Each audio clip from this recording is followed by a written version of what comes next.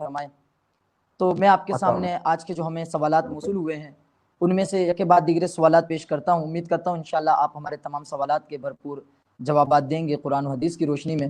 مفتی صاحب قبلہ، ایک سوال آیا ہے کہ محمد اکرم چودھری مکرانہ سے سوال کر رہے ہیں کہ کسی پر قربانی واجب تھی اور قربانی کے ایام ہیں، قربانی واجب ہے، مگر فی الوقت اس کے پاس میں اسباب نہیں ہیں کہ وہ بکرا خرید کر، قربانی کا جانور خرید کر قربانی کر سکے، تو اس کے لیے کیا حکم ہوگا عند الشرع؟ مکرانہ راجستھان سے سوال کر رہے ہیں۔ السلام علیکم ورحمۃ اللہ تعالی وبرکاتہ۔ وعلیکم السلام ورحمۃ اللہ وبرکاتہ۔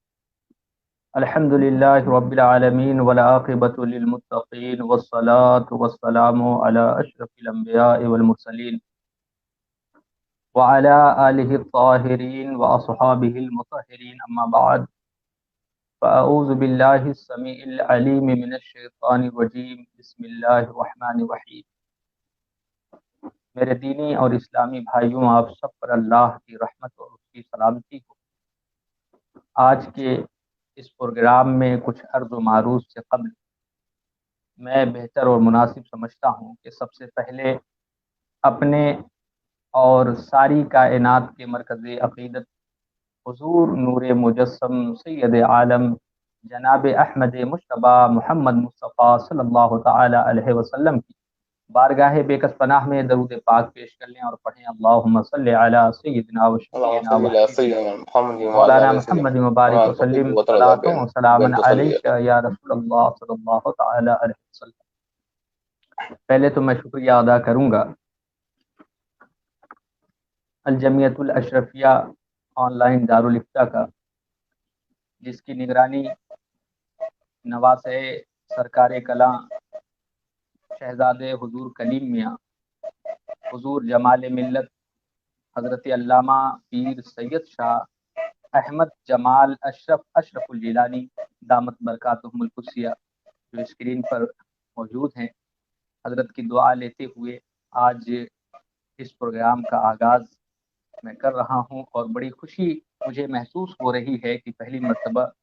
حضرت کی نگرانی میں آج کچھ بولنے کا موقع مل رہا ہے۔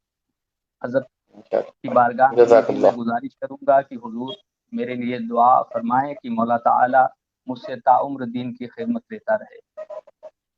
آج کا الحمدللہ یہ پروگرام جو یوٹیوب اور فیس بک کے ذریعے نشر کیا جا رہا ہے، جس میں دنیا کے کئی ممالک سے سوالات آئے ہیں اور اس کا جواب دینا ہے۔ اور پہلا سوال جو ابھی ناظم جلسہ نے مجھ سے کیا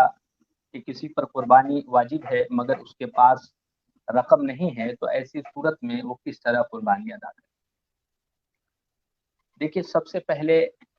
تو یہ ذہن میں رکھنا چاہیے کہ قربانی واجب ہونے کے لیے کن کن چیزوں کا ہونا ضروری ہے۔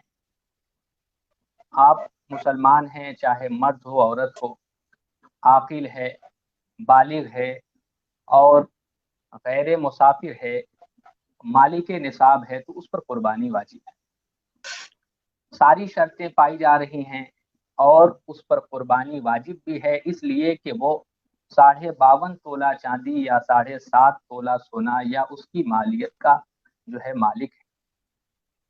تو ایسی صورت میں اس کے اوپر قربانی واجب ہے۔ لیکن اب جیسا فی الوقت یہ ماحول ہے لاک ڈاؤن میں کہ لوگوں کے پاس جو پیسے روپے تھے وہ خرچ ہو گئے، ہاں گھروں میں زیورات وغیرہ پڑے ہیں، یا جو ہے بینک میں فکس ڈپازٹ ہے، یا کسی کو ادھار دے رکھے ہیں، تو ان سب صورتوں میں بندے پر قربانی واجب ہوتی ہے اگر اس کے پاس اتنا پیسہ روپیہ ہے سب ملا کر جس سے وہ نصاب تک پہنچ جا رہا ہے۔ اور نصاب تک پہنچنے کے لیے بہت زیادہ مال کی ضرورت نہیں ہے۔ ہمارے معاشرے میں ایک بنیادی بات میں بتانا چاہوں گا حضور اگر اجازت ہو تو، کہ ہمارے یہاں تو عام طور سے لوگ یہ نہیں جان پاتے کہ ہم مالک نصاب ہیں کہ نہیں۔ مالک نصاب ہونے کے لیے ضروری نہیں ہے کہ کثیر مال ہونا چاہیے، بلکہ مختصر سا، بہت زیادہ نہیں، 52.5 تولہ چاندی اگر ہم لوگ اس زمانے میں خریدنا چاہیں تو 27 اور 28 ہزار روپے تک 52.5 تولہ چاندی آپ کو مل سکتی ہے۔ اب سونے کا بھی ذکر آیا، یعنی 7.5 تولہ سونا، 52.5 تولہ چاندی، تو عوام کنفیوز ہو جاتی ہے، ہماری پبلک، ہمارے ناظرین کنفیوز ہو جاتے ہیں کہ ہم سونے کے اعتبار سے قربانی ادا کریں گے، زکوٰۃ ادا کریں گے، یا چاندی کے اعتبار سے قربانی اور زکوٰۃ ادا کریں گے۔ تو یہ مسئلہ بڑا کلیئر میں آپ کے سامنے پیش کر رہا ہوں، اس کو بغور ملاحظہ کریں، انشاءاللہ کبھی آپ کو جو ہے دقت اور پریشانیوں کا سامنا نہیں کرنا پڑے۔ دیکھیے شریعت میں سونے کا بھی اعتبار ہے، چاندی کا بھی اعتبار، لیکن سونے کا اعتبار ان لوگوں کے لیے ہے جن لوگوں کے پاس صرف خالص سونا ہے، سونے کے علاوہ ان کے پاس چاندی نہیں، مال تجارت نہیں، نگدی نہیں، تو ایسی صورت میں ان کے پاس صرف سونا ہے تو وہ سونے کے اعتبار سے زکوٰۃ اور قربانی ادا کریں، یعنی جب تک 7.5 تولہ سونا نہ ہو جائے، یا ان کے پاس 7.5 تولہ سونا نہ ہو جائے، تب تک وہ قربانی بھی ادا نہیں کریں گے، تب تک زکوٰۃ بھی نہیں دیں گے۔ ہاں 7.5 تولہ سونا ہے یا اس سے زائد ہے تو ایسی صورت میں وہ زکوٰۃ بھی دیں گے، قربانی بھی ادا کریں گے۔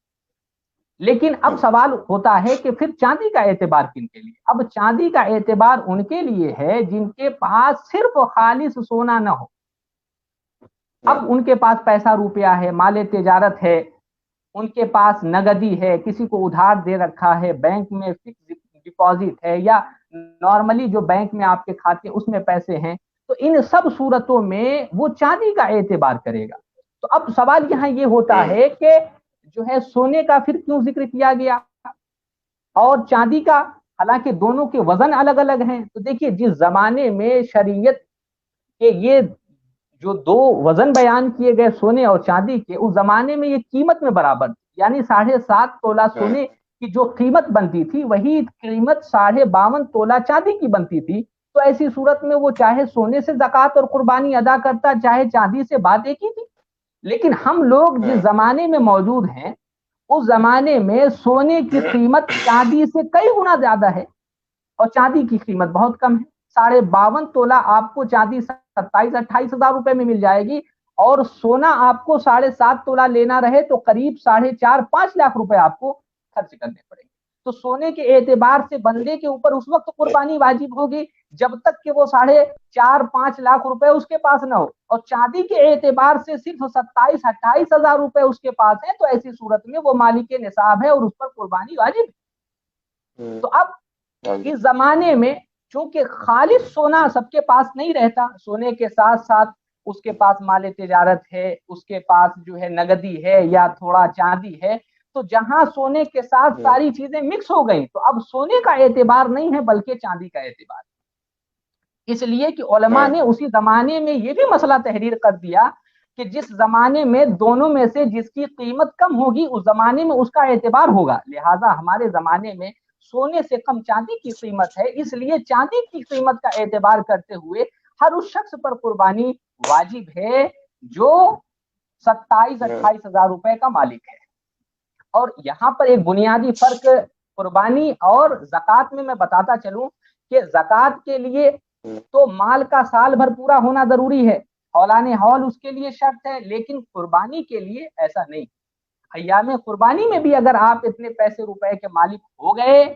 جس سے آپ مالک نصاب ہو گئے، تو ایسی صورت میں آپ کے اوپر قربانی واجب ہو جائے۔ تو اگر کوئی ایسا شخص ہے جو سوال کیا گیا مجھ سے کہ جو مالک نصاب تو ہے شرعاً لیکن اس کے پاس فی الوقت پیسہ نہیں، تو اب ایسی صورت میں وہ کیا کرے گا؟ قربانی ادا کرے گا، اس لیے کہ شریعت میں قربانی کے دن کو مخصوص کر دیا گیا۔ زکوٰۃ کے لیے پیسہ نہیں ہے تو بعد میں بھی زکوٰۃ ادا کر سکتا، ادا ہو جائے گی، لیکن قربانی کے 3 دن مخصوص کر دیے گئے، اب بعد میں قربانی نہیں کر سکتا۔ ہاں ایک جانور لے کے وہ چاہے تو صدقہ کر دے یا اس کی قیمت صدقہ کر دے، لیکن بعد میں قربانی نہیں کر سکتا۔ قربانی کے لیے 3 دن کو شریعت میں امام اعظم ابو حنیفہ رحمۃ اللہ تعالی علیہ کے یہاں متعین کر دیا گیا، اور انہی ایام میں قربانی کرنی۔ تو اب ایسی صورت میں جو مالک نصاب ہے اس کو چاہیے کہ اس کے پاس پیسہ روپیہ نہیں ہے تو سب سے پہلے تو جو اگر کسی سے وہ قرض حسن لینا چاہ رہا ہے اور اس کو کہیں سے قرض حسن مل جا رہا ہے تو ایسی صورت میں قرض لے کر وہ قربانی ادا کرے. اور اگر کہیں سے قرض حسن بھی نہیں مل رہا ہے تو ایک صورت اور بتا دے رہا ہوں کہ کہیں سے قرض حسن بھی نہیں مل رہا ہے تو ایسی صورت میں جو اس کے گھر کے اندر فضول سامان ہے، بہت سارے لوگ ہوتے ہیں گھروں کے اندر بہت سارے فضول سامان ہوتے ہیں، جیسے عورتوں کے پاس زیور ہے تو کچھ زیورات ایسے ہوتے ہیں جن کا استعمال نہیں ہوتا، تو ان کو بیچ کر وہ کیا کریں، اس سے قربانی ادا کریں. تو گھروں کے اندر جو فضول سامان ہیں جن کی ضرورت نہیں ہے وہ بھی بیچ کر جو ہے قربانی ادا کر سکتا ہے. اور اگر جو ہے فضول سامان نہیں ہے تو کہیں سے قرض حسن لے قربانی ادا کرے. یہی شرعی حکم ہے اس شخص کے لیے جو مالک نصاب ہے اور وہ قربانی کرنا چاہتا ہے، تو اس طریقے سے وہ قربانی ادا کر لے گا. دوسرا سوال پوچھیں.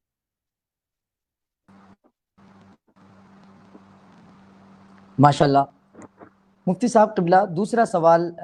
ساکینہ دربار مولا اجمیر شریف غریب نواز اجمیر شریف سے